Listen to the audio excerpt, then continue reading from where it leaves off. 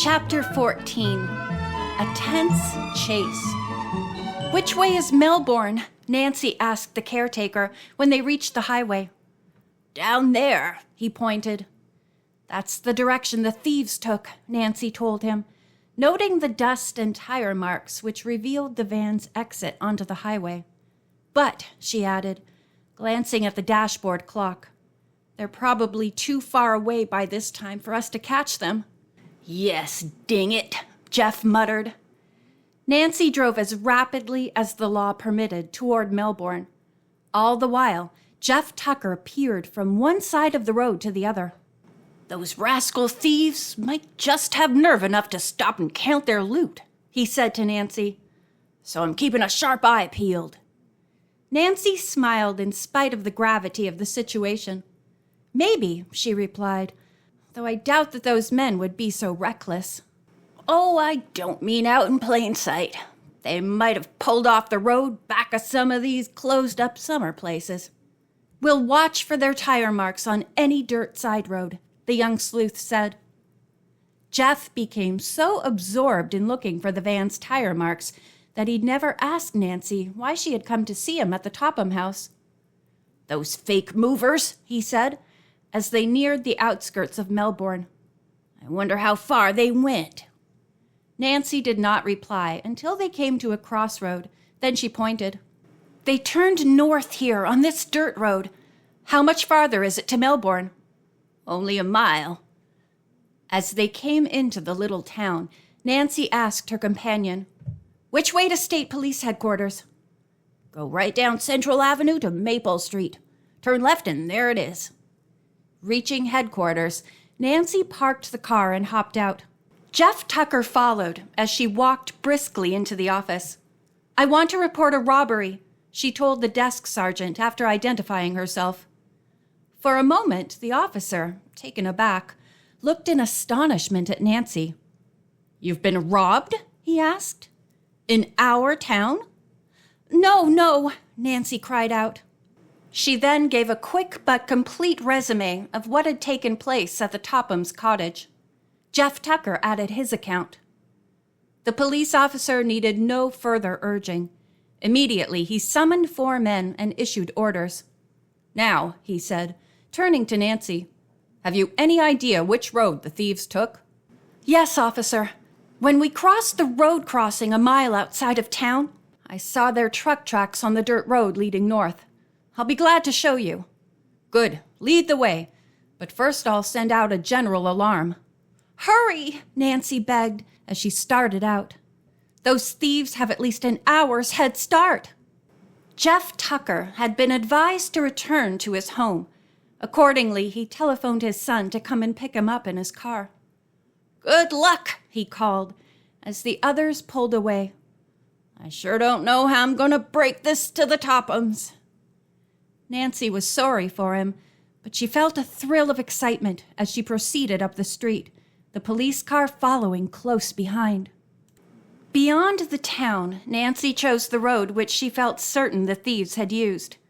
The 2 cars sped along until Nancy unexpectedly came to a fork. Both branches were paved, and no tire marks were visible. Nancy stopped. The police car pulled up alongside. "What's the matter?" asked the officer in charge, whose name was Elton. "I'm not sure which way to go now." The policemen sprang from their automobile and began to examine the road. Officer Elton said that if a moving van had passed that way, its tire marks had been obliterated by other vehicles. It was impossible to tell which route the thieves had traveled. "It'll be strictly guesswork from here," Officer Elton said to Nancy. "In that case," replied Nancy, "it's my guess that the van went to the left." She pointed to a sign which read, "Garwin, 50 miles. "Isn't Garwin a fairly large city?" she queried. "Yes." "Perhaps the thieves headed that way to dispose of the stolen furniture." The officer nodded approvingly. "Sounds reasonable," he said. "Well, in any case, we can't go much farther because we're near the state line." Nancy had another thought. "I'll take the road to Garwin and swing around toward River Heights." She smiled. If I see those thieves, I'll let you know." "Well, you watch out, young lady. Those men may lock you up again." "I will. Anyhow, there'll be plenty of traffic as soon as I reach the main highway." Without giving the policeman an opportunity for further objection, Nancy started up and swung her car to the left. She noted in her rear-view mirror that the squad car had turned onto the right-hand road. "The officers must have picked up a clue," Nancy said to herself. "But I certainly wish I could spot that van and maybe find a chance to look in the old clock." Nancy soon reached the main road. As mile after mile of highway spun behind her, Nancy's hopes grew dim. There were a number of side roads, any of which the moving van might have taken to elude pursuers. The young sleuth decided to adhere to her original theory that Sid and his pals had headed for Garwin and kept on the main highway. "Those thieves think Jeff and I are still locked up and won't suspect they're being followed," she assured herself. Smiling, she thought hopefully, "In that case, they won't be on their guard." About 10 minutes later, Nancy stopped at a service station to have her car refueled, and on impulse asked the attendant, "Did you by any chance see a moving van pass here recently?" "Sure did, miss," was the prompt answer. "About half an hour ago. I noticed it because the driver was going at a terrific speed for a van." Heartened, Nancy thanked him and resumed her pursuit, going past the turn for River Heights. "If only I can overtake the truck and somehow examine the Crowley clock before I have to report to the police," she thought. Again, time elapsed, and Nancy still saw no sign of a moving van on the highway. It was growing dusk, and she decided that she would have to admit defeat. "I never caught up to them," she sighed in disappointment, and turning into the opposite lane, headed back for the River Heights road. Just then, Nancy recalled that a little beyond the service station where she had stopped, she had noticed a rather run-down old inn. It was a slim hope, she knew, but the thieves might have put their van behind it while having a meal there. "I'll go in and ask anyhow," she decided.